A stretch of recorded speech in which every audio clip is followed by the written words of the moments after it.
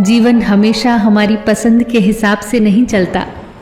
कई बार जीवन में हमारे सामने ऐसी परिस्थितियां आकर खड़ी हो जाती हैं जहां हमें लगता है कि हम हार रहे हैं या हम पीछे छूट गए हैं।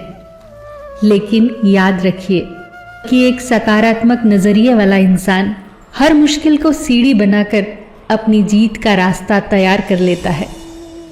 जीवन के इसी गहरे सच को साबित करती है तेनालीरामन की ये कहानी, जहां उन्होंने अपनी सूझबूझ से एक मामूली उपहार को भी दरबार की सबसे कीमती जीत में बदल दिया। राजा कृष्णदेवराय ने एक युद्ध जीतने की खुशी में एक भव्य विजय उत्सव आयोजित किया। इस अवसर पर उन्होंने सभी मंत्रियों और दरबारियों को पुरस्कृत करने का निर्णय लिया।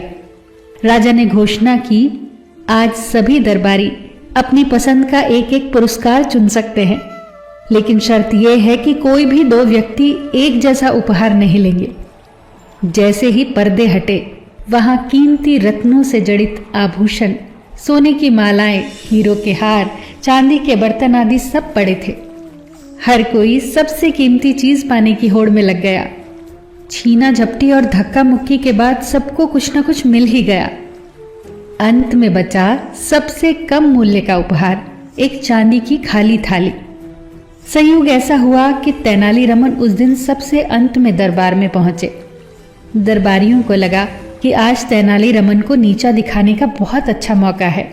सबको कीमती गहने मिले थे, जबकि तेनालीरामन के हिस्से में आई थी एक मामूली सी थाली। तेनालीरामन ने जब देखा कि सबके पास सोने चांदी के आभूषण है, तो उन्होंने शांति से वो थाली उठाई, उसे अपने मस्तक से लगाया और तुरंत उसे अपने दुपट्टे से इस तरह ढक लिया जैसे उसमें कोई बहुत ही कीमती वस्तु रखी हो। राजा कृष्णदेवराय ने यह देख लिया और उन्होंने मुस्कुराते हुए तेनालीरामन से पूछा, तेनालीरामा, तुम इस खाली थाली को दुपट्टे से क्यों ढक रहे हो? तेनालीराम ने बड़ी विनम्रता से जवाब दिया, महाराज, अब तक मुझे आपके दरबार से हमेशा सोने की अशर्फियों से भरी थालियां ही मिलती रही हैं। आज ये पहली बार है जब मुझे ये खाली चांदी की थाली मिली है। मैं इसे इसलिए ढांप रहा हूं ताकि आपकी मान मर्यादा बनी रहे और लोग यही समझे कि तेनालीरामन को इस बार भी महाराज ने थाली भरकर सोने की अशर्फियां ही दी है। राजा कृष्णदेवराय तेनालीराम की इस चतुराई और वफादारी से इतने प्रसन्न हुए कि उन्होंने तुरंत अपना बहुमूल्य रत्न जड़ित हार उतारा और तेनालीरामन की थाली में डाल दिया। जो दरबारी तेनालीरामन का मजाक उड़ाना चाहते थे, वे उनकी बुद्धि का लोहा मान गए। दोस्तों, इस कहानी में जीवन की बहुत बड़ी सीख है कि वास्तविक बुद्धिमानी इस बात में नहीं है कि हमारे पास क्या क्या है, बल्कि इस बात में है कि हम मुश्किल हालातों को अपनी सूझबूझ से कैसे बदल सकते हैं। तेनालीरामन ने खाली थाली मिलने पर शिकायत करने की बजाय उसे गरिमा के साथ स्वीकार किया, जो यह सिखाता है कि जब हम स्वयं अपनी स्थिति का सम्मान करते हैं, तभी दुनिया हमें सम्मान देती है।